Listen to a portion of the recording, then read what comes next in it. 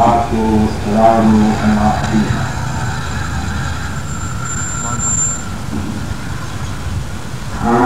ہر قسم کی ہم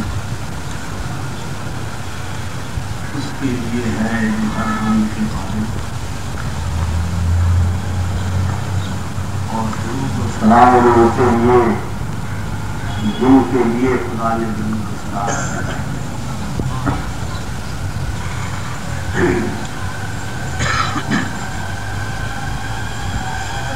اس مختصر سے خطبے کے بعد میں آج محترم کی خدمت میں عرض کرتا ہوں آج محرم کی 5 تاریخ غالباً آج 5 تاریخ جی 5 پورا محرم آج ختم ہو رہا ہے 5 کے بعد سمجھو ختم ہو جاتا ہے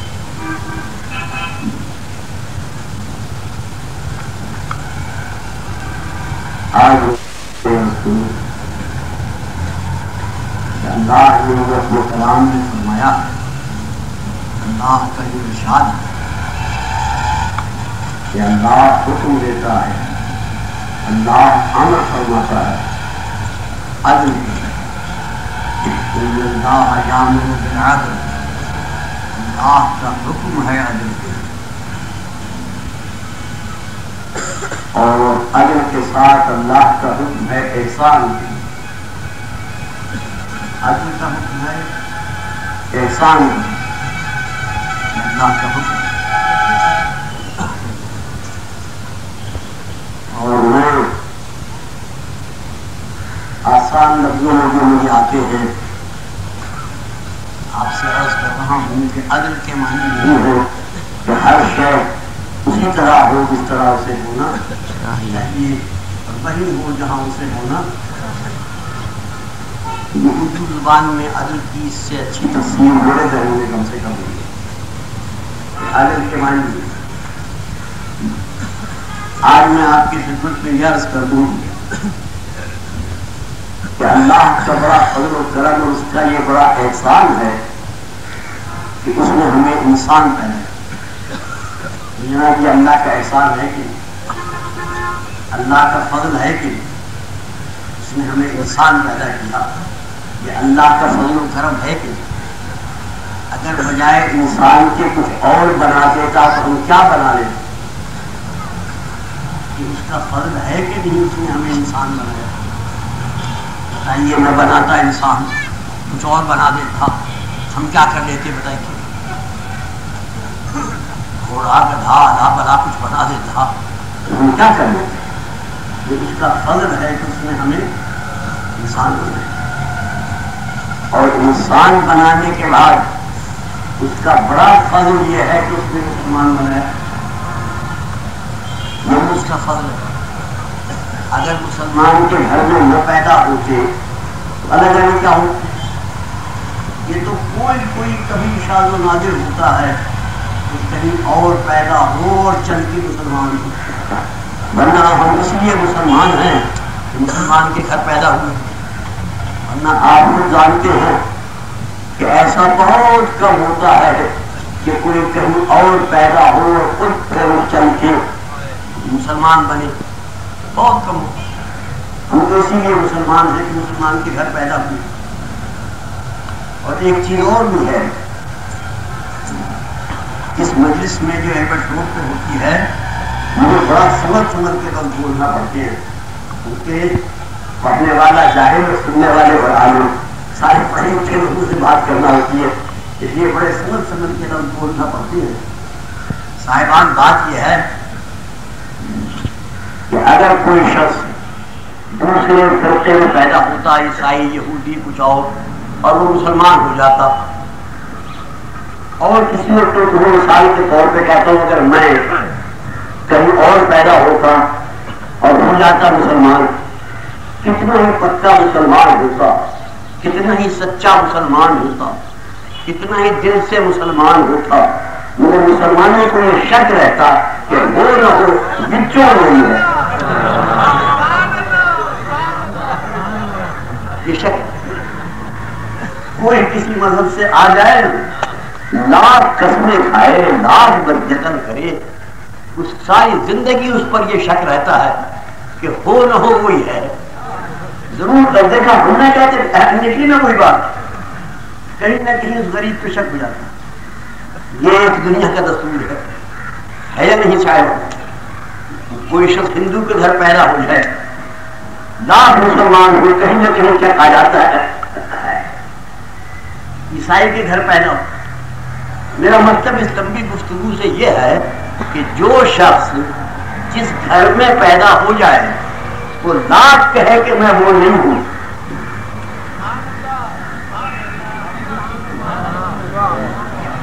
جو شخص جس گھر میں پیدا ہو جائے وہ لاکھ کہے کہ میں وہ نہیں ہوں، مگر میرے کو شک رہتا ہے کہ وہ نہ ہو وہی ہے. گھر میں جو پیدا ہو، جو جس گھر میں پیدا ہو جائے اس پہ یہ شک رہتا ہے کہ ہو نہ ہو وہی ہے. بس یہ وہی ہے.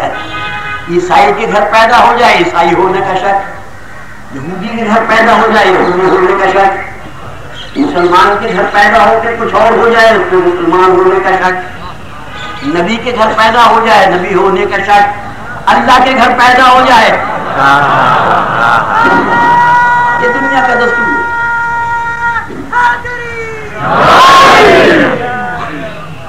یہ واقعہ ہے یا نہیں؟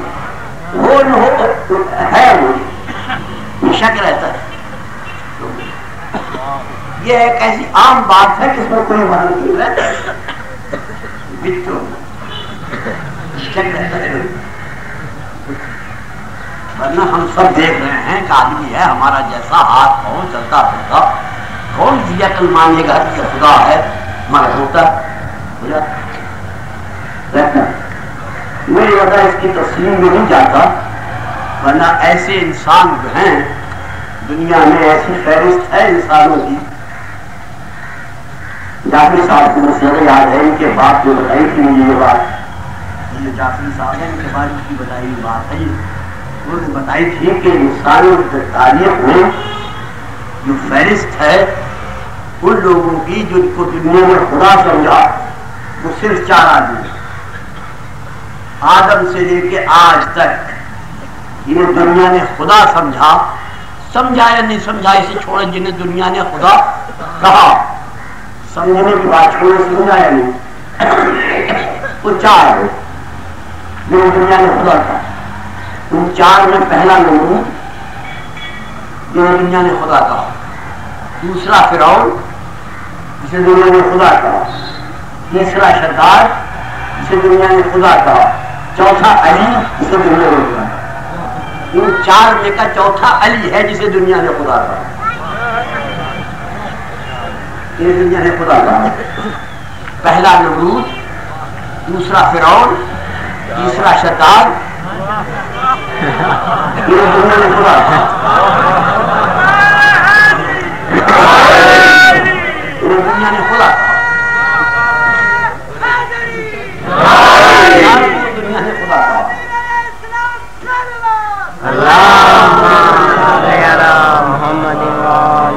اس معاملے میں تو میں نے کہہ دیا انہیں 4 کو دنیا نے خدا کہا.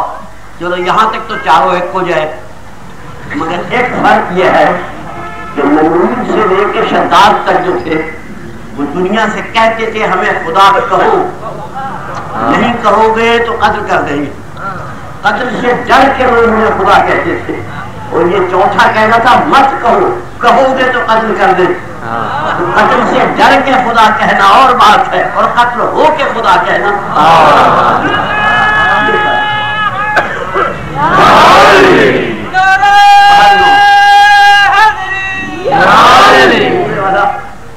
ہمیں خدا نے مسلمان پیدا کیا، یہ اللہ کا ہم پر احسان ہے. اس نے مسلمان پیدا کر دیا، یہ اللہ کا بڑا فضل و کرم ہے. اور خدا نے عالم نے ہمیں پیدا ہوتے ہی ہم نے اپنے کان میں اذان سنی، کلمہ سنا. یہ اللہ کا بڑا احسان ہے ہم پر. ہم نے کلمہ سنا، لا الہ الا اللہ محمد رسول اللہ کی آواز ہمارے کان میں آئی، علی بن ولی اللہ ہم نے سنا. یہ سب ہم پہ اللہ کے احسانات میں خدا کا فضل ہے. ہم مسلمان پیدا ہوئے.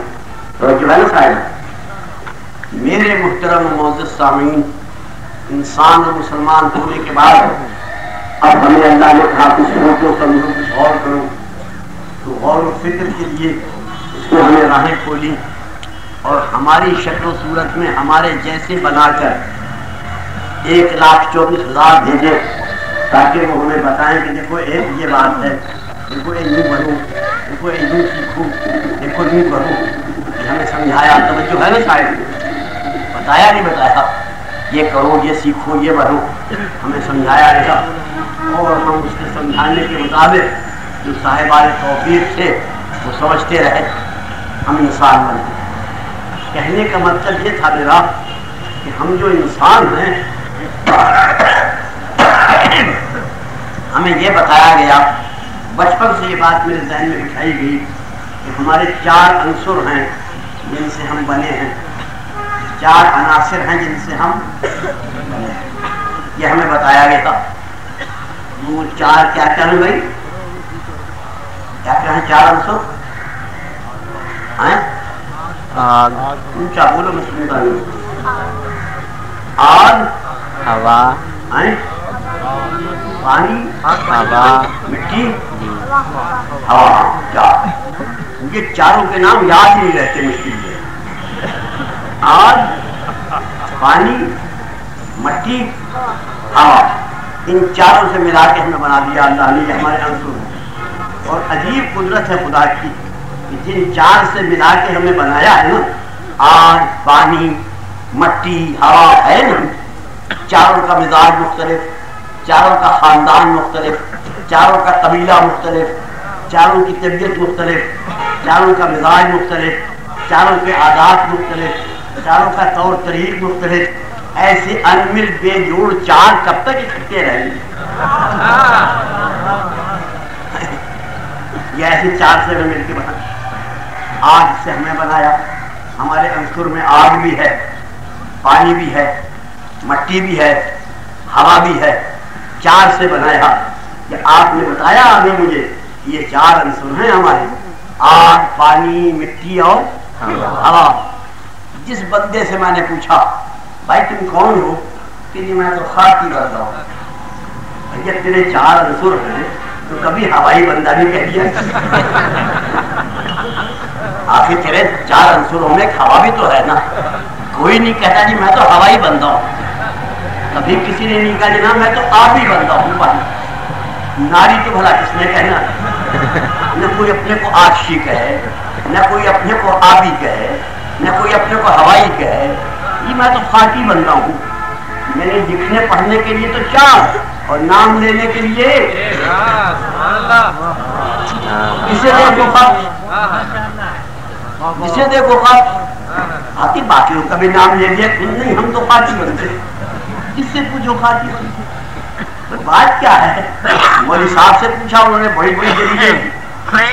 اتفاق سے میں گاؤں میں گیا مجلس پڑھنے، وہاں میں نے یہی مضمون پڑھا کہ بھائی کوئی اپنے کو آبی نہیں کہتا، ناری نہیں کہتا، ہوائی نہیں کہتا، خاکی کہتے ہیں.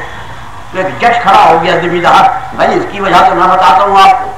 مولوی کیا جانے اس کی وجہ کیا ہے؟ بھائی جناب میرے پاس سے گندم کے دانے میں نے آگ میں پھینکے جل گئے، پانی میں پھینکے گل گئے، ہوا میں پھینکے اڑ گئے، ہاتھ میں پھینکے ایک کر کے 100 ہو کے واپس آئے.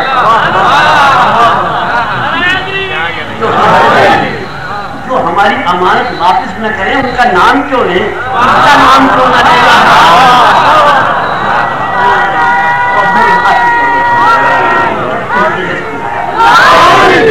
چار عناصر سے ہم بنے، آگ، پانی، مٹی، ہوا، خاک، ان سے ہم بنے. اور خاک سے بننے کے بعد آپ کو بتا دوں یہ ہمارے علماء کرام نے تفسیروں میں لکھی ہے. ہمارے سے مطلب ہے تمام مسلمان علماء نے، آخر تفسیریں تمام علماء لکھتے ہیں، اس میں شیعہ سنی یا کسی کی قید نہیں، سب کی تفسیریں لکھی ہیں. قرآن سب کا قرآن ہے، مسلمان سب قرآن کو مانتے ہیں، سب مسلمان بھائی بھائی ہیں. سب نے یہ آگ، پانی، مٹی، ہوا کا تذکرہ کیا ہے. اور اس تذکرے میں مولوی صاحبان نے یہ لکھا ہے کہ جب اللہ نے ہمارے دادا ابا کو بنانا چاہا جن کا نام آدم ہے، لیکن 4 عنصروں سے بنانا تھا. یہ کتابوں میں لکھا ہوا ہے مولوی صاحبان کی. تو جبرائیل فرشتے کو حکم دیا کہ زمین سے مٹی لاؤ، ہم اس سے ایک پتلا بنائیں گے۔ جبرائیل زمین پہ آئے، مٹی اٹھائی، زمین نے پوچھا قبلہ کیا ارادہ ہے کہ اس سے کچھ بنے گا؟ زمین نے کہا جانے بھی دو، میرا خواب بنے گا، جا۔ جبرائیل کو ترس آیا، مٹی بن چھوڑ گئے۔ پھر اللہ نے میکائیل کو بھیجا، تم مٹی لے کے آؤ۔ انہوں نے آ کے مٹی اٹھائی، زمین نے پوچھا جناب یہ کہاں لے جا رہے ہو؟ کہ اس سے ایک پتلا بنے گا، کیوں خاکساروں کو پریشان کرتے؟ وہ بھی چھوڑ کے چلے گئے۔ پھر بھیجا اسرافیل فرشتے کو، انہوں نے آ کے مٹی اٹھائی، زمین نے کہا قبلہ کیوں مذاق کر رہے ہو ہم سے؟ میرا کیا بنے گا؟ کیوں میری مٹی خراب کرتے ہو؟ وہ بھی چھوڑ کے چلے گئے۔ آخر میں اللہ نے ملک الموت کو بھیجا، مٹی لے کے آؤ۔ ملک الموت نے آ کے مٹی اٹھائی، زمین روئی، چیخی، چلائی، خوشامد کی، سن زمین وہ فرشتے اور ہوں گے تیرے رونے میں آ گئے، میں ملک الموت ہوں، میں اگر رونے میں آ جاؤں تو میرا تو کام ہی نہ چلے، میں کسی کے رونے دھونے کی پرواہ نہیں کرتا۔ چنانچہ جو مٹی ملک الموت لے گئے تھے اس سے آدم کا پتلا بنا۔ یہاں تک تو ہماری صاحبان کی تحریر ہے۔ یہاں سے میرا اپنا خیال ہے کہ اچھا ہوا ہم جبرائیل کی مٹی سے نہ بنے، اچھا ہی ہوا ہم اسرافیل و میکائیل کی مٹی سے نہ بنے۔ سیدھے سادے فرشتے تھے تینوں، یہ آئے ہوں گے جہاں سے بھی مٹی ملی ہوگی اٹھا لی ہوگی بیچاروں نے۔ ملک الموت بڑا تیز فرشتہ، یہ ایسا نہیں کرتا ہے جہاں سے جو شے ملے، یہ جہاں لینے جاتا ہے نا روح نکال کے لاتا ہے۔ کسی نے ویسے ہی مٹی نہیں اٹھائی، پوری زمین کی روح نکال کے لے گیا ہوگا جس سے آدم بنے۔ یہ ہمارے چار عنصر ہیں یہاں، ان سے ہم بننے تیار ہیں۔ حضرت انسان بنے آگ پانی مٹی ہوا سے، یہ تو ہمارے جسم کے عنصر ہیں، اس سے ہمارے آگ پانی مٹی ہوا سے ہم بن کے تیار ہو گئے۔ توجہ ہے نا صاحب؟ اس کے علاوہ اب علماء کرام یہ تو انسان کے عنصر بتائے ہوئے، ہمارے کچھ انسانیت کے بھی عنصر ہیں۔ وہ کیا ہے جناب جس سے انسانیت مرتب ہوتی ہے؟ وہ کیا ہے؟ بھائی تین چیزیں ہیں جن سے انسانیت بنتی ہے۔ وہ کیا؟ ایک جسم، ایک نفس ناطقہ، ایک روح۔ ان تین چیزوں کے مجموعے سے انسانیت بنتی ہے۔ ایک روح ہے، ایک جسم ہے، ایک نفس ناطقہ۔ یہ تین جو ہیں جن سے انسانیت بنتی ہے۔ انسان کے لیے انسانیت برقرار رکھنے کے واسطے ایک جز اس کا جسم ہے، ایک جز اس کا نفس ناطقہ ہے، ایک جز اس کا روح۔ ان تینوں کو قانون عدل کے مطابق اگر اسی طرح رکھا جائے جس طرح رہنا چاہیے تو انسانیت مکمل ہوتی ہے۔ سمجھے؟ بدن کو ضائع کر لے کوئی آدمی تو اس نے بنتھڑ انسانیت خراب کر لی۔ بہت سے لوگ ایسے ہیں کہ 2 سال سے نہائے نہیں، 3 سال سے حجامت نہیں بنوائی، کہیں گھر نہیں در نہیں، نہ کہیں نوکری نہ ملازمت، نہ کہیں مزدوری، کہیں سے کچھ مل گیا کھا لیا، نہ مل گیا تو نہ صحیح۔ رات کو کسی دکان کے ٹھلے پہ لیٹ گئے، سردی کا موسم، نیند آتی نہیں، ساری رات شور مچایا، میرے مولا بلا لے مدینے میں۔ مولا کو کیا غرض پڑی ہے اس پاگل کو بلا لے؟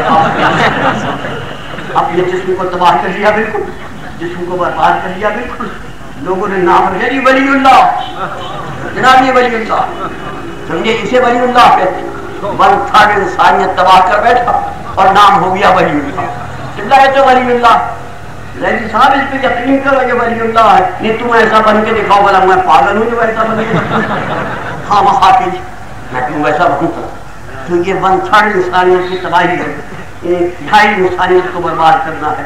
اس لیے حکم ہے ہماری شریعت میں، خاص طور پہ ہمارا ائمہ کا فرمان ہے کہ اپنے جسم کو سدھار کے رکھو، بنا کے رکھو، اچھا لباس پہنو، حجامت بنواؤ، بال ٹھیک رکھو، عطر لگایا کرو، جسم کو حسین بنا کے رکھو، جسم کو خراب نہ کرو، جسم کو برباد نہ کرو۔ اچھا بچوں مٹی میں نہ کھیلا کرو، اچھا جسم کو ٹھیک رکھا کرو، ہاتھ دھو کے بڑے صاف ستھرے رہا کرو۔ صاف ستھرا رہنا جو بے انتہائی انسانیت کو درست رکھنا ہے، سمجھے نا صاحب؟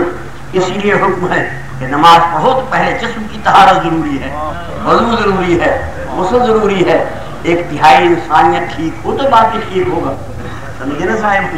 یہ ایک تہائی انسانیت ہے، جسم اسے ہمیشہ ٹھیک رکھنا چاہیے، اسے درست رکھنا چاہیے۔ یہ بڑی شے ہے، یہ بڑی چیز ہے، توجہ ہے نا صاحب؟ بہت بڑی شے ہے. یہ عناصر انسانیت ہے. پھر نفس ناطقہ ہے، اس کی اصلاح کرو. اس کی اصلاح میں بڑی چیزیں ہیں.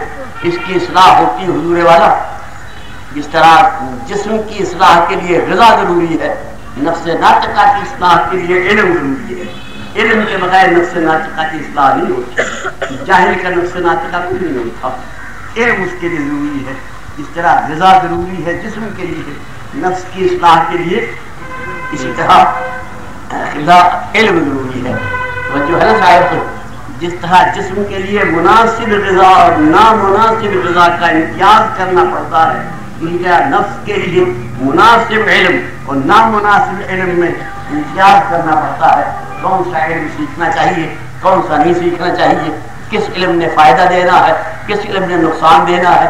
جس طرح غذا میں یہ سب ضروری چیزیں ہیں، ایسی علم میں ضروری چیزیں. اسی طرح روح کی غذا ہے، غذائے روح ہے محبت. روح صرف پرورش پاتی ہے محبت سے. محبت غذائے روح ہے. محبت کے بغیر روح کو غذا ہی نہیں ملتی. اب جیسی محبت ویسی ہی غذا ہو جائے گی.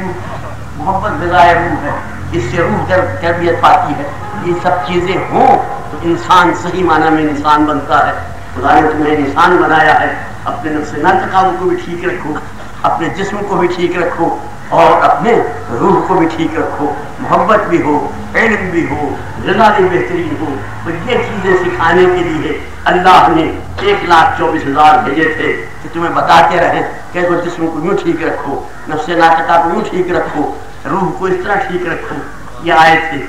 جو ہے نا صاحب حضرت ہو، میں بات کو مختصر کرتا ہوں کیونکہ میں کہیں تھک نہ جاؤں بات کرتے کرتے، اس لیے بات کو مختصر کر کے اور پھر محرم کی مجالس میں اپنے موضوع محرم کی طرف آنا چاہتا ہوں.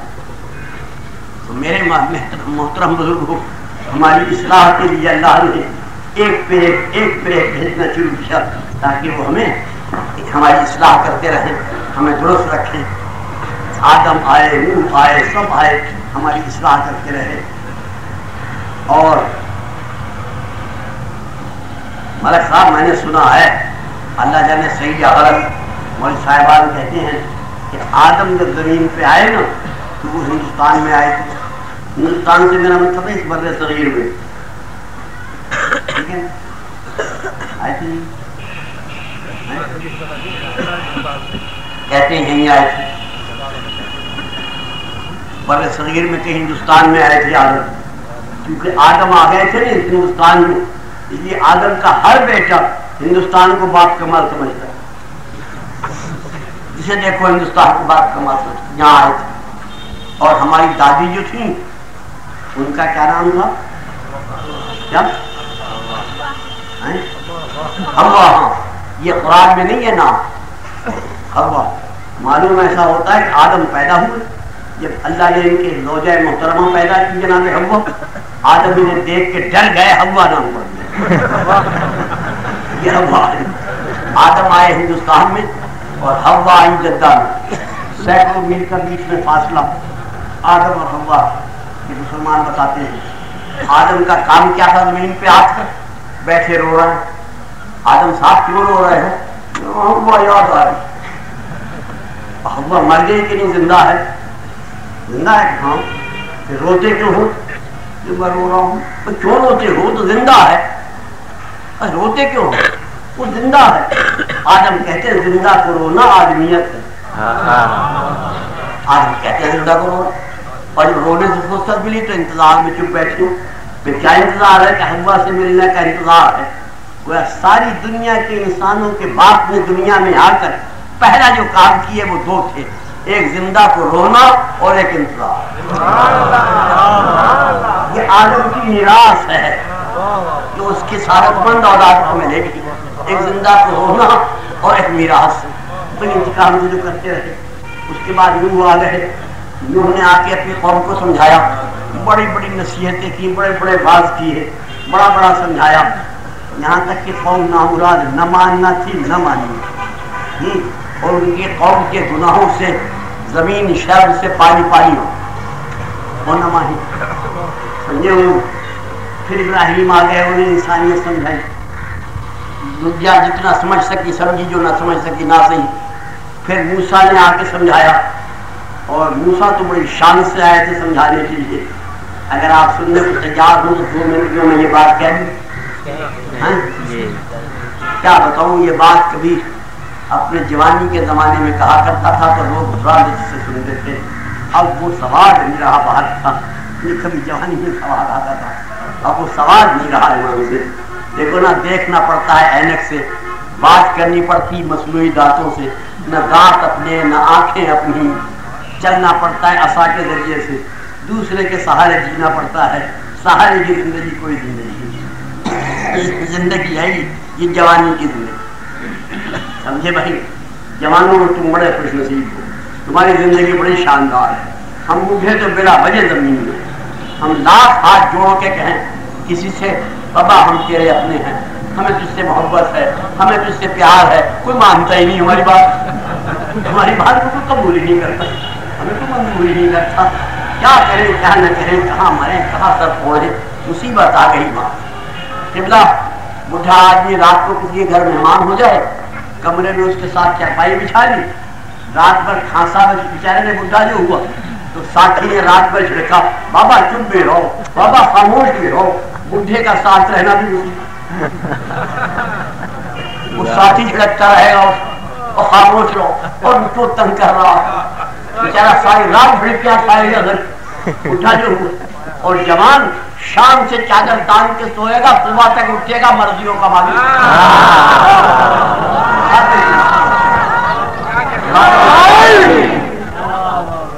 میں لطف نہیں آتا بات کا. آدم آئے زمین پر، زمین کو درست کیا، بنایا، سجایا، ٹھیک کیا تاکہ زمین اس قابل ہو کہ انسان اس میں رہ سکے. اللہ نے نوح سے کہا تم جا کے اس میں زمین میں ذرا اس کی آبیاری کر دو تاکہ زمین بسنے کے قابل آ جائے.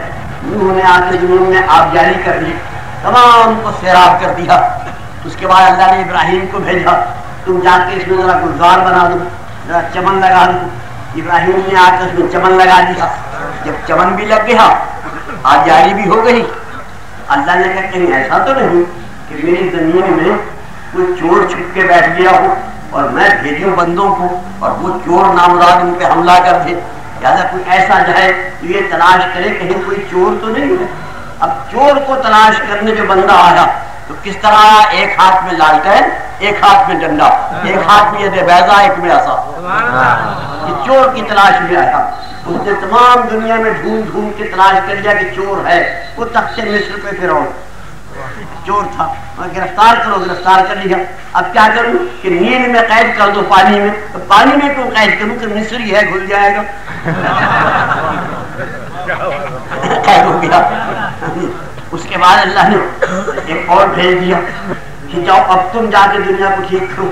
اس کے بھیجنے میں اتنی جلدی کی، اتنی جلدی کی، اتنی جلدی کی، جلدی جاؤ، جلدی جا کے دنیا کو ٹھیک کرو، جلدی جاؤ. اتنی جلدی بھیجا کہ باپ کا بھی انتظار نہیں.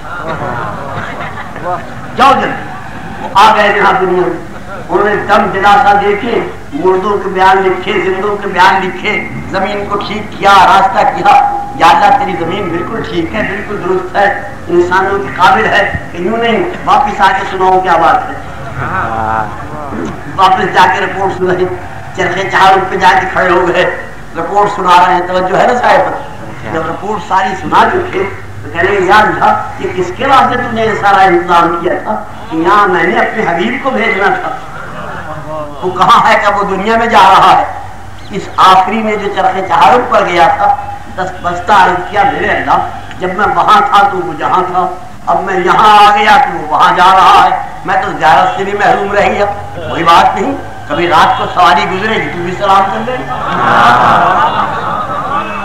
چاروں تو ایسا ہوا ہے کہ یہ سارے انتظام ہو گئے. تو ہمیں انسانیت سکھانے کے لیے اللہ نے عرب کے ملک میں جہالت زار خطے میں ابو جہلوں کے مجمع میں حاجی اعظم مبلی اکبر کو بھیج دیا. جاؤ محمد اب تم ان کی اصلاح کرو، تم انہیں ٹھیک کرو، تم انہیں درست کرو. جاؤ تم وہاں. اور میرے محترم سامعین اس انداز سے بھیجا محمد کو کہ نام بھی خود رکھا، کام بھی خود بتایا. یہ لفظ محمد اللہ کا رکھا نام ہے، کسی انسان نے یہ نام تبدیل نہیں کیا، اللہ کا رکھا ہوا نام ہے محمد. ایسا پیارا نام رکھا ہے محمد کہ کوئی اگر دشمنی سے بھی لکھے تو مجال ہے جو نقطہ لگا دے، ایک نقطہ تک نہیں لگا سکتا. اور حرف کتنے ہیں محمد میں؟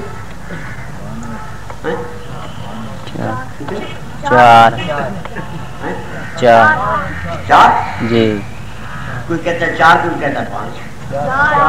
4 میم ہے میم دال، میم ہے میم دال تو بنا محمد. 4 تو محمد بنا، تم کہتے ہو محمد. اب کتنے ہوئے؟ 5.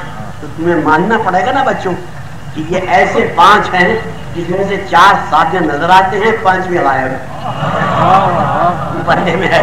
اس طرح محمد نام بنا آ گئے، تشریف لے آئے محمد ہو کے. اتنا بے نیاز بنا کے بھیجا کہ نہ سر پہ باپ کا سایہ، نہ ماں کا سایہ، نہ استاد کا سایہ، نہ مربی کا سایہ، نہ حکومت کا سایہ، نہ سلطنت کا سایہ، نہ فوج کا سایہ، نہ رسالے کا سایہ، نہ زر کا سایہ، نہ جواہرات کا سایہ، نہ دنیا کی کسی تیر کی شے کا سایہ، نہ کسی پالنے والے کا سایہ، نہ کسی سہارا دینے والے کا سایہ، نہ اپنا سایہ. ایسا بے سایہ بنا کے بھیجا. تم کسی کے زیر سایہ نہ رہو، تم بالکل بے نیاز ہو کے رہو، بے نیاز ہو کے بے نیازی کی شان سے رہو. رہ گیا پالنا، ہم تمہاری پرورش کرائیں گے، ہم تمہیں پالیں گے، ہمارے ذمہ ہے تمہاری پرورش، ہم تمہیں پالیں گے. سمجھے؟ وجہ کا ذالن فہدا، تمہیں لوگ جانتے نہیں کہ ہم ہدایت کر دیں گے. وجہ کا یتیمن فہدا، تم یتیم ہو، بے سہارا ہو، ہم تمہاری پرورش کریں گے. اللہ نے وعدہ کیا ہم پرورش کریں گے. سمجھے نا حضور؟ اب یاد رکھو، جو اس یتیم کی پرورش کرے سمجھو اللہ پرورش کر رہا. اس کی پرورش اللہ کی پرورش ہے، اس کا پالنا اللہ کا پالنا ہے، اس کی پرورش اللہ کی پرورش ہے.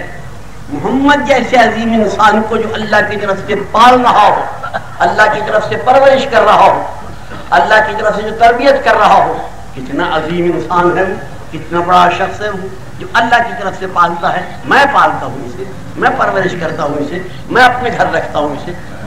اور وہ اسے تو چھوڑے، وہ تو چچا تھا. اس کی بیوی کو دیکھیں، جس کے گھر اپنے اولاد ہوں، وہ اپنی اولاد کے ہوتے کہاں غیر. یہی ہے فاطمہ، مجھے تو اسی نے پالا ہے، میری تو یہی ماں ہے، میری تو یہی پرورش کرنے والی ہے، مجھے تو اسی نے پرورش کیا. میرے محترم سامعین، اس انداز سے پالا تھا محمد کو ابی طالب نے، حضرت ابی طالب نے اس انداز سے پالا تھا کہ جب تک ابی طالب زندہ رہے، لاکھ دشمنوں کی یورش ہوتی رہی، محمد کو مکہ چھوڑنے کی ضرورت پیش نہیں ہے. ادھر ابی طالب کی رحلت ہوئی، 80 برس کا بوڑھا مرتا ہے، اور محمد کے پاس حیدر کرار جیسا انسان بھی ہے، بطور مسلمانوں کے فاتح اعظم بھی موجود ہے، مگر ایک ابی طالب کے نہ ہونے سے مکہ چھوڑنا پڑ گیا. دیکھا آپ کتنی عظیم الشان تربیت تھی، کتنی عظیم الشان پرورش. ساری اولاد کو وقف کر دیا تھا محمد کی خدمت کے لیے. اپیل کا کر میں نے آپ کو قصہ سنایا تھا. یہ ابی طالب کے بڑے بیٹے تھے، محمد سے انہیں بڑی محبت تھی، محمد کو ان سے بڑی محبت تھی، بڑا پیار تھا. عقیل نے میں نے سنایا تھا ابی طالب کے بڑے بیٹے کا کہ اس نے کس انداز سے محمد کے ساتھ رہے، پھر اس کی اولاد نے کتنی بڑی قربانی دی. کہ کل آپ نے سنا تھا. آج آپ کو تھوڑا سا ذکر جناب جعفر تجار کا سناتا ہوں، اور اسی میں مجلس کا خاتمہ ہے. توجہ سے سننا ہے نا صاحب. کہ جعفر دوسرے بیٹے تھے، عقیل سے چھوٹے بیٹے کا نام تھا جعفر، جو تیار بھی کہلاتے. تیار ہے نا آپ سننے کے لیے صاحب؟ اب میں جعفر تجار کر کے سناتا ہوں آج کی مجلس میں. توجہ سے سننا میرے محترم بھائی کو، تاکہ مجھے بھی اللہ کے یہاں سے انعام ملے، آپ بھی شکر ہو جائے. جعفر تیار رسالت میں آپ کی خدمت میں حاضر. جب دشمنوں کی ہوئی بے حد یورش، آپ نے قافلے کو تیار کیا مسلمانوں کے، اور جعفر کی قیادت میں وہ قافلہ آپ نے حبشے بھیج دیا بطور مہاجر کے کہ تم حبشے چلے جاؤ. یہ پہلا مہاجر قافلہ تھا کہ مکے سے جعفر کی قیادت میں روانہ ہو کے حبشے گیا. حبشے میں نجاشی کی حکومت تھی، تو کوئی کہتا تھا ٹھیک ہے نا، نجاشی کی حکومت تھی، اس کی حکومت میں جعفر تیار چلے گئے. تھوڑے سے مسلمان ساتھ تھے. شہر سے باہر جا کے انہوں نے اپنے ڈیرے لگانے سے خانہ بدوش بیٹھتے. شہر میں شور مچ گیا کہ کچھ اجنبی شکل کے لوگ، اجنبی لباس کے لوگ، اجنبی ان کی زبان ہے، شہر سے باہر ٹھہرے ہوئے ہیں، اللہ جانے کون ہے کون نہیں، کیا ہے کیا نہیں۔ فطری طور پر لوگوں کے دل میں خیال پیدا ہوا کہ کہیں ڈاکو تو نہیں ہے، کہ کون ہے۔ مگر 10-5 دن کے بعد انہوں نے دیکھا کہ کوئی ڈاکہ وغیرہ نہیں ڈال، یہ تو بڑے آرام سے رہتے ہیں۔ پھر بستی میں آئے، لوگوں سے کہا ہم سے کوئی مزدوری کراؤ، ہے تو لوگ مزدوری دیتے ہوئے ڈرتے تھے، مگر ایک آدھ آدمی نے کوئی کام دیا کہ دیانتداری سے کام کیا کہ پھر تو لوگ سوائے ان کے کسی کو مزدور ہی نہیں رکھتے، انہیں کو مزدور رکھتے۔ تمام حبشے میں شور مچ گیا کہ بڑے دیانتدار لوگ آئے، بڑے ایماندار لوگ آئے، بہت ہی اچھے شریف لوگ آئے۔ جعفر طیار کی شرافت کے پورے حبشے کو متاثر کر دیا، سب ان کی شرافت کے قائل ہو گئے۔ جب ان کی شرافت کے قائل ہو گئے سب، اور وہاں وہ اسلام سے یعنی جعفر طیار سے مانوس ہو گئے، اسلام تو بعد کی بات ہے۔ تو مکے میں تھے حضرت ابو سفیان، تھے نا حضرت ابو سفیان، حضرت ابو سفیان، ہاں حضرت ابو سفیان، بڑے حضرت حضرت ابو سفیان، اتنی فضیلتوں کا بندہ تھا یہ حضرت ابو سفیان کہ ان کے فضائل میں وہ اتنا جملہ کافی ہے کہ یزید کے بھی دادا تھے حضرت ابو سفیان۔ انہوں نے جب دیکھا کہ جعفر طیار نے بڑی عزت پیدا کر لی ہفتے میں، یہ ہفتے پہنچ گئے 10-20 آدمیوں کو ساتھ لے کے نجاشی کو جا کے ملے کہ یہ لوگ ہمارے وطن سے آ گئے ہیں، ہمارے علاقے میں آپ چلے آئے ہیں، انہیں آپ زبردستی ہمارے ساتھ واپس بھیج دیں۔ اس نے بلایا انہیں کہ بھائی ابو سفیان مکے سے آیا ہے، تمہیں واپس لے جانا چاہتا ہے، قصہ کیا ہے، کچھ ہمیں بات تو بتاؤ۔ جعفر نے جو گفتگو کی ہے وہاں نجاشی کے دربار میں ابو سفیان سے، وہ گفتگو مختصر سی آپ کو بتاتا ہوں۔ تو آپ نے کہا نجاشی ان سے یہ پوچھو کہ یہ ہمیں کیوں واپس لے جانا چاہتے ہیں، ہم ان کے غلام ہیں کہ نہیں، ہم ان کے نوکر ہیں نہیں، ہم ان کی کوئی شے چرا کے لائے ہیں نہیں، ہم ان کے ساتھ کے مقروض ہیں کہ نہیں، پھر کیوں لے جانا چاہتے ہیں؟ تو ابو سفیان کے منہ سے نکلا کہ ان کی میری آپس میں قرابت ہے، میرے عزیز ہیں، قرابت داری ہے، اس بنا پر میں لے جانا چاہتا ہوں۔ تو اس پر عربی کا فقرہ ہے، جعفر نے کہا من این لی القرابۃ بک، کہاں سے آئی میری تیری قرابت، یہ ترجمہ ہے اس کا۔ یہ فقرہ میں نے ایک دفعہ ضلع ملتان کے گاؤں میں پڑھا تھا کہ جعفر نے کہا من این لی القرابۃ بک، کہاں سے آئی میری تیری قرابت۔ یہ ترجمہ اس کا اردو میں ہوا، میں نے اس کا پنجابی میں ترجمہ کیا تھا، پنجابیوں کو آج تک میرا وہ ترجمہ یاد ہے کہ بھائی کیا تھا۔ اگر تم لاہور والے چاہو تو میں سنا دوں، پنجابی زبان ہے، مگر جو پنجابی صاحبان ہیں انہیں لطف آئے گا، جو پنجابی نہیں ہوں گے انہیں سوال نہیں آئے گا۔ جب اس نے کہا ابو سفیان کو جناب یہ میرے رشتے دار ہیں، جعفر نے کہا میرا تیرا کیا رشتہ ہے، کوئی رشتہ نہیں۔ اسے پنجابی میں ادا کرتا ہوں تو انہوں نے کیا فکرہ کہا، عربی میں تو یہ ہے من این لی القرابۃ بک، میرے ساتھ میری قرابت کہاں سے آئی، مگر پنجابی میں نے اس کا ترجمہ یہ کیا تھا کہ ابو سفیان سے جعفر نے کہا کیوں جی ابو سفیان تجھے کہڑے ساتھوں سارے مامے لگ گئے۔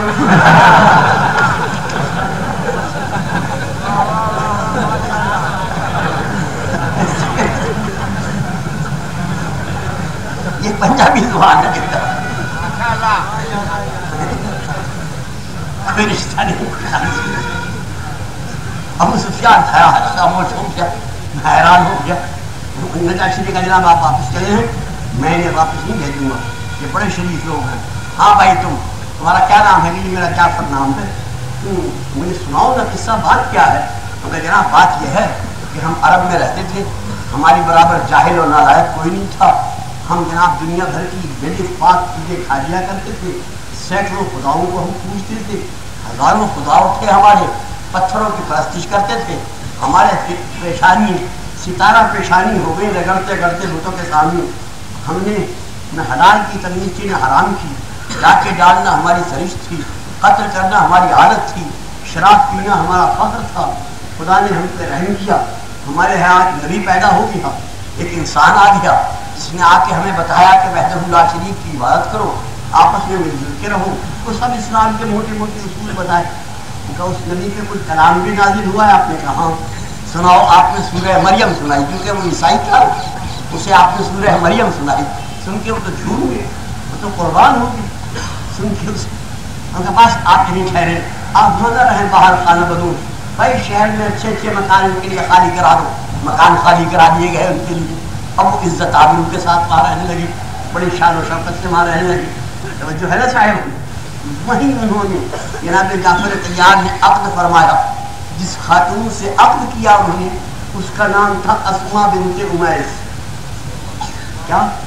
अस्मा बिन्ते उमैस, जो उस खातून का नाम था, उससे अक़्द किया आपने हजरत अस्मा बिन्ते उमैस से। बड़ी मोमिना खातून, बड़ी मोमिना खातून। वो चंद ख़वातीन जो ईमान में इम्तियाज़ी शान रखती हैं, उनमें एक ये भी है हजरत अस्मा बिन्ते उमैस। इनसे जाफर तैयार ने अक़्द किया। इनके घर एक बेटा पैदा हुआ, उसका नाम आपने अब्दुल्ला रखा जनाब जाफर ने। जब ये अब्दुल्ला 5-6 साल के हो गए तो जाफर मदीने तशरीफ लाए। जाफर उस दिन मदीने आए हैं जिस दिन रसूल ने खैबर फतह किया। वहीं खैबर ही में मिले हैं आके रसूल। तो उधर आते हैं खैबर फतह करके पलटा, उधर सामने से जाफर तैयार आ गए। ये फिक्रा आज तक तारीख में मौजूद है कि रसूल ने जाफर को एक हाथ में पकड़ा और एक हाथ में फातिह खैबर का हाथ, और ये फरमाया कि मुझे समझ नहीं आती कि दोनों बातों में किस पे ज्यादा खुशी करूं, जाफर की मुलाकात पर या खैबर के फतह होने। जाफर तैयार है। ये अब्दुल्ला जो जाफर के बेटे के साथ आए, ये इमाम हसन के हमसिन थे बिल्कुल। जाफर तैयार चंद दिन के बाद जंग मुता में शहीद हो गए। तो अब्दुल्ला को, यानी जाफर तैयार के बेटे को, अमीरुल मोमिनीन अली ने, जो उनके सगे भतीजे थे, अपने बच्चों के साथ परवरिश की। पूरी तवज्जो है ना साहब? हसन के साथ, हुसैन के साथ अब्दुल्ला भी पढ़ते थे। जो उलूम हसन और हुसैन को सिखाए जाते वो अब्दुल्ला को भी सिखाए जाते, उनके भाई की तरह रहते, साथ रहते। जब अब्दुल्ला हुए 20 साल के तो अमीरुल मोमिनीन अपने भतीजे अब्दुल्ला के साथ अपनी बेटी ज़ैनब का अक़्द कर दी। अब अब्दुल्ला दामाद हो गए जनाब अमीरुल मोमिनीन जाफर के बेटे अबी तालिब के पोते अब्दुल्ला ज़ैनब के शौहर हुए। उनके घर ज़ैनब का निकाह हो गया। जो है ना मेरे मोहतरम साहब, सबसे पहली औलाद अब्दुल्ला के घर बतन ज़ैनब से लड़की पैदा हुई जिसका कुलसूम नाम था, जिसकी मुनासबत से ज़ैनब उम्मे कुलसूम कहलाई। ये पहली औलाद थी। बाद में लड़के पैदा हुए। पूरी तवज्जो साहिब, अब साथ साथ रहने लगे। मैं ये अब्दुल्ला, इमाम हसन, इमाम हुसैन सब साथ रहते, और अरब की तारीफ जानने वाले और अरबी ज़ुबान पढ़ने वाले हजरात जानते हैं कि अरब के उन मशाहिर लोगों में जो किसी ख़ास सिफत में मशहूर हैं, अब्दुल्ला भी है। जिस तरह हातम सखावत में मशहूर है, उसी तरह अब्दुल्ला भी सखावत में मशहूर है। बड़ा सख्ती इंसान गुजरा है अब्दुल्ला। ये मेरे मोहतरम सामीन, अब्दुल्ला, हसन, हुसैन सब साथ रहते, साथ साथ मकान थे। ज़ैनब अब्दुल्ला के घर रहती, साथ ही हुसैन का मकान था। इकट्ठे सब रहते थे, सब एक जगह रहते थे। मेरे मोहतरम बुजुर्गों, जब ज़ैनब रवाना हुई है ना मदीने से, चली है मदीने से, तो हस्बे कानून शरअ अब्दुल्ला से कहती हैं, आप मेरे शौहर हैं, इजाजत है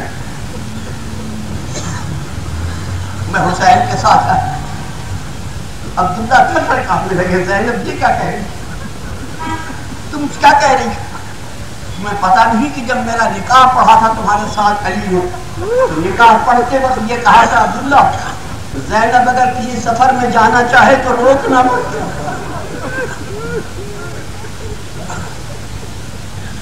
ज़ैनब बिस्मिल्लाह जाओ, खुदा हाफ़िज़, कौन रोकता है तुझे, तुम जा सकती हो, जाओ बेशक। अब्दुल्ला की गिरफ्त हुई, दुआएं दी। जरा ज़ैनब की दुआ का फिक्रा सुनो, फिर देखना कि दुआ कबूल हुई या नहीं। देर तो नहीं होगी साहिबा, सुन रहे हो ना मेरी बात? और दुआ में कहा, अब्दुल्ला तूने इजाजत दे के मुझे जिंदा कर दिया, खुदा तेरे बेटों का नाम कयामत तक रोशन कर दिया। بتاؤ زینب کی دعا قبول ہوئی ہے؟ خدا تیرے بیٹوں کو قیامت تک عزت بخشے۔ چل دی عبداللہ کا زینب ٹھہرو، یہ جعفر طیار کا گھر ہے، یہ عبداللہ کا گھر ہے، تم سفر میں جا رہی ہو، جو چیز چاہو گھر سے لے جاؤ ساتھ۔ کیا لیا ساتھ؟ گجرے میں گئی، صندوق کھولا، ایک چادر لی، لے ابن ام عبداللہ تیرے بھرے گھر سے یہ اماں کی چادر ساتھ دے،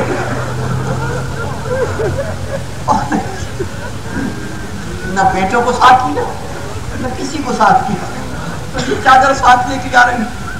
حسین کے ساتھ روانہ ہو گئے، حسین مدینے سے چل کے مکے میں آ کے قیام پذیر ہو گئے، عبداللہ بھی مکے میں آ گئے۔ جب مکے سے حسین روانہ ہوئے، مجھے توجہ ہے نا میرے محترم سامعین؟ میں سمجھ گیا ہوں آپ کو توجہ ہے۔ آج جو میں مجلس پڑھ رہا ہوں اس وقت یہ میں مردوں سے بھی خطاب کر رہا ہوں، اور میری آواز اگر پردہ نشین خواتین کو پہنچ رہی ہے ان سے خاص طور پر میری التجا ہے کہ وہ میری مجلس کو غور سے سنیں، پھر میں ان سے ایک التجا کروں گا اسے پورا کریں۔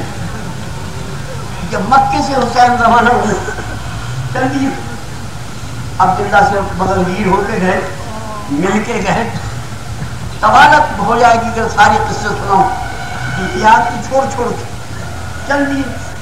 جب شہر مکہ سے 2-3 میل باہر آ گئے تو آواز آئی حسین کے کان میں، حسین ذرا ٹھہرو، حسین ذرا ٹھہرو۔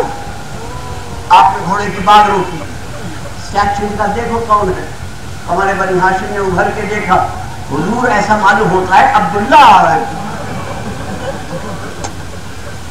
بس بن ٹھہر گئے، اتنے میں عبداللہ آ گئے، اور آئے اس شان سے عبداللہ کہ ایک ہاتھ اون کے کندھے پر، ایک ہاتھ محمد کے کندھے پر، یا اون محمد دونوں شہزادے تھے، ایک ہاتھ ایک بیٹے کے کندھے پر، ایک ہاتھ ایک بیٹے کے کندھے پر، اس طرح تشریف لائے، حسین کے پاس آئے۔ عبداللہ میں تو ابھی تم سے مل کے آیا تھا، تم کیوں بے چین ہو گئے؟ حسین دل گھبرایا، ایک دفعہ اور تجھے دل بھر کے دیکھتے رہے۔ پھر شہزادوں سے کہتے ہیں اور محمد سے، مجھے اس محمل کے قریب لے چلو جس پہ تمہاری ماں سوار ہے۔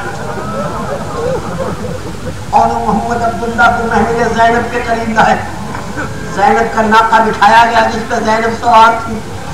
عبداللہ نے چوبے محمل سے سر لگا دیا، آہستہ سے کہا، حسین کی بہن، علی کی بیٹی، محمد کی بیٹی، فاطمہ کی بیٹی۔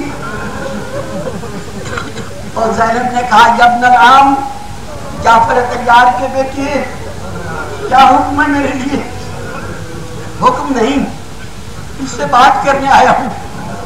زینب بڑے لمبے سفر میں جا رہی ہوں، بڑا خطرناک سفر ہے، حسین جیسی قیمتی شے تمہارے ساتھ ہے، پردیس کا معاملہ ہے، ہو سکتا ہے کوئی مصیبت آ جائے حسین پر، اور مصیبت ٹالنے کے لیے صدقہ دینا پڑے، تم خالی ہاتھ جا رہی ہو زینب، میں تمہارے لیے صدقے کا انتظام کر دیا۔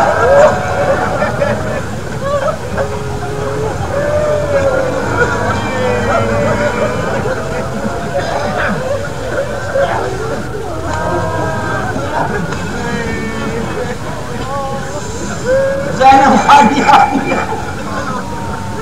میں صدقہ لے کر آیا ہوں۔ زینب نے ہاتھ بڑھایا، اون کا ہاتھ زینب کے ہاتھ میں دیا، جو زینب یہ بڑا بیٹا اون ہے، اسے اپنی طرف سے صدقہ کرنا۔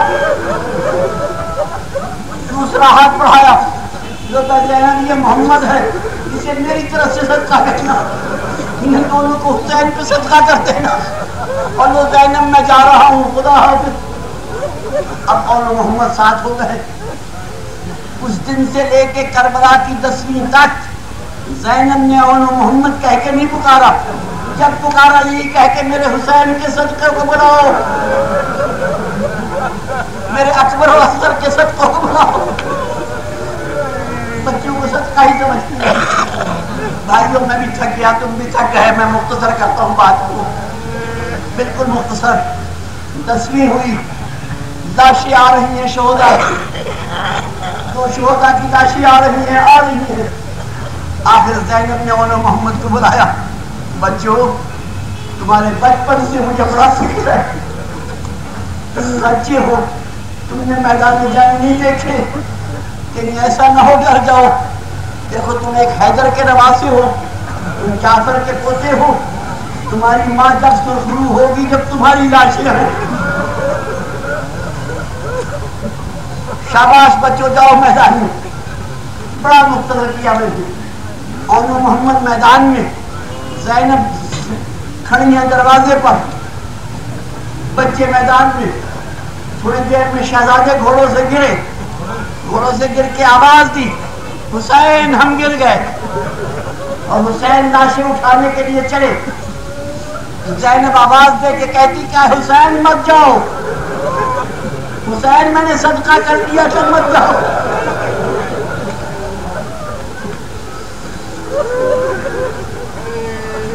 محترم سامعین، حسین و عباس گئے، ایک کو گود میں حسین نے لیا، ایک کو گود میں عباس نے لیا. خیمے میں لے کے آئے، خیمے کے صحن میں لاشیں لٹائی. ابھی دونوں میں دم باقی تھا. زینب سجدے میں پڑی تھی، بیویاں رو رہی تھی. امام نے فرمایا ذرا زینب کو بلاؤ. آئی زینب بچوں کا آخری وقت ہے، مل لے. آخر ماں کا دل تھا، قریب آئی اور ان کی روح قبض کر جسم سے جا چکی تھی. چھوٹے محمد میں ابھی دم تھا، چھوٹے کے گود میں لے لیا زینب نے. یہ میرا آخری فکر ہے تمہارا محمد، میں زینب ہوں.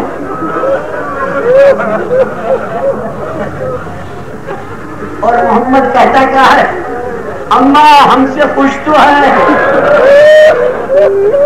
اماں تو ہم سے راضی ہے، اماں ہم نے تیرے دودھ کی لاج رکھی، اماں تو ہم سے خوش ہے.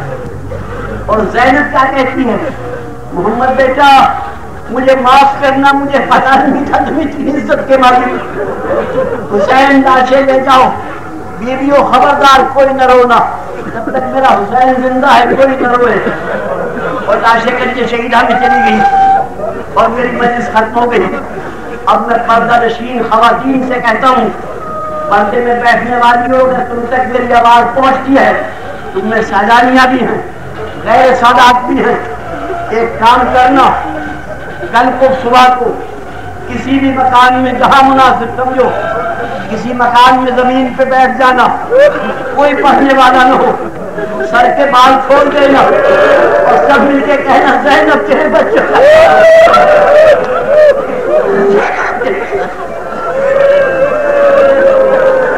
ان شہزادوں کو رونا جنہیں ماں نہیں روئی تھی.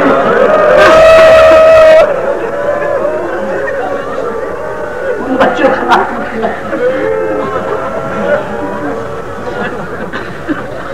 اللہ تمہاری مجلس قبول کرے، اللہ تمہاری محفل منظور کرے، اللہ تمہاری شہید